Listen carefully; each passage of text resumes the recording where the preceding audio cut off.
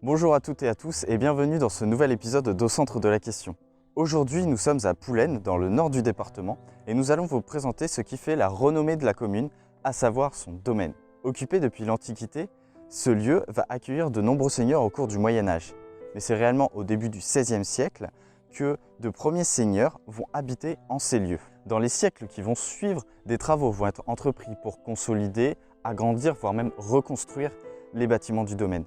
Grand de 25 hectares, ce site est un lieu incontournable du département de l'Indre, tant par ses jardins à thème, sa nature sauvage qui l'entoure, ou même ses gîtes où l'on peut séjourner. La propriétaire des lieux nous accueille pour nous présenter son domaine. Venez avec nous.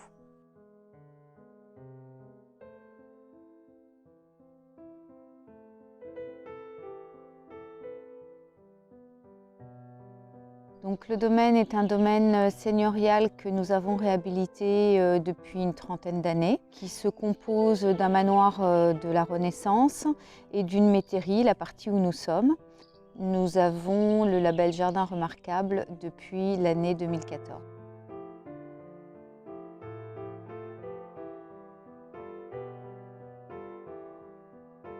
C'est une succession de jardins qui se sont créés dans des clairières que l'on a trouvées sur le site. On sait depuis 2018 que ces clairières sont en fait l'espace de jardin perdu, puisqu'il y avait des grands arbres historiques sur ce parc. Et ces grands arbres étaient entourés de jardins au XVIIIe, XIXe et début du XXe siècle. Nous avons recréé donc nos propres jardins sur ces espaces-là. Alors, l'offre du domaine, ce serait la possibilité d'y dormir, la possibilité de visiter le jardin, la possibilité de s'y restaurer au niveau du salon de thé, en tout cas les dimanches, et la possibilité aussi de venir pour une réception d'entreprise ou un mariage.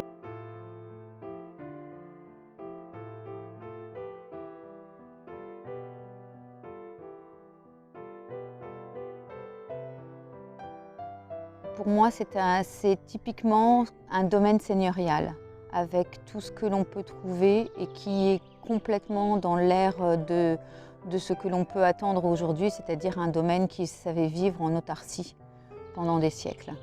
Dans le temps, vous aviez un village avec son seigneur. Ce seigneur avait une maison qui était plutôt à vocation agricole.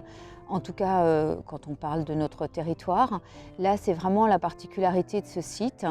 En tant que Parisienne qui avait envie de faire découvrir à mes enfants des bons produits locaux, j'ai tout de suite planté des arbres fruitiers et ces arbres fruitiers ont bien grandi et donc maintenant nous proposons à nos visiteurs des jus de fruits, des confitures, des miels, mais également des sachets de lavande, toutes sortes de produits réalisés à partir des produits du jardin.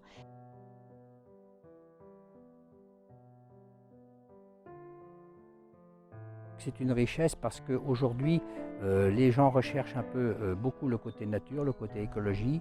Et ici, on peut s'apercevoir quand vous visitez, il n'y a aucun produit de traitement, qu'il y a vraiment une diversité de botanique qui est intéressante. Et ce n'est pas un jardin à la française, c'est un jardin, il y a plusieurs types de jardins. Vous avez le jardin potager, vous avez les jardins floraux et vous avez l'arboretum. Mais si vous ne venez pas le visiter vous-même, vous ne vous rendrez pas compte de l'intérêt. Alors je vous invite vraiment à venir.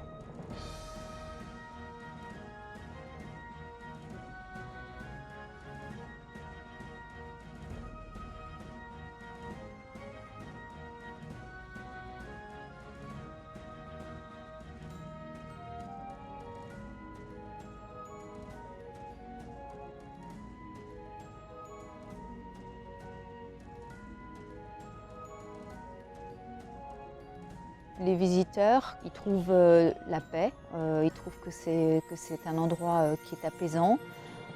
Donc ça c'est agréable, même si on a l'habitude de vivre à la campagne, de trouver un lieu où on se sent plutôt en harmonie et apaisant. L'autre chose pour le visiter, je dirais que c'est la diversité, c'est-à-dire que c'est un lieu qui est beau aux 4 saisons.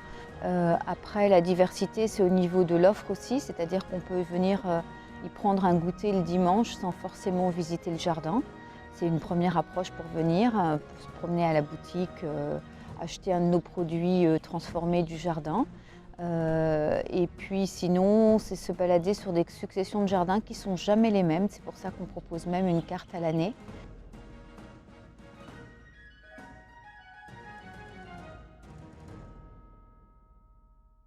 Ça vaut le coup, il y a quand même 3 à 4 heures de visite, c'est très intéressant, c'est le côté nature qui est très dominant, ça faut le voir, celui qui ne l'a pas vu ne peut pas se rendre compte de la beauté naturelle du site. Après, vous pourrez faire une petite promenade en allant voir l'avoir qui est quand même assez intéressant à visiter.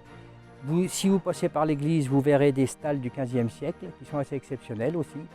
Et puis vous pouvez finir votre promenade en allant autour de l'étang qui fait 9 hectares où vous pourrez découvrir une faune et une grande diversité de nature.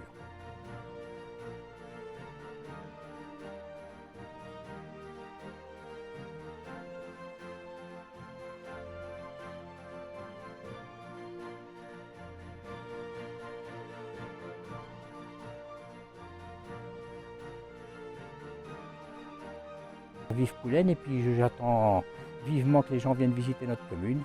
On se fera un plaisir de vous recevoir. On a aussi des gens qui savent recevoir. On a un petit café-restaurant qui est très bien chez Fred. Et on a aussi le café chez Jacqueline, café tabac qui est ouvert du matin à 7 h jusqu'au soir 23 h tous les jours, 365 jours par an. Voilà.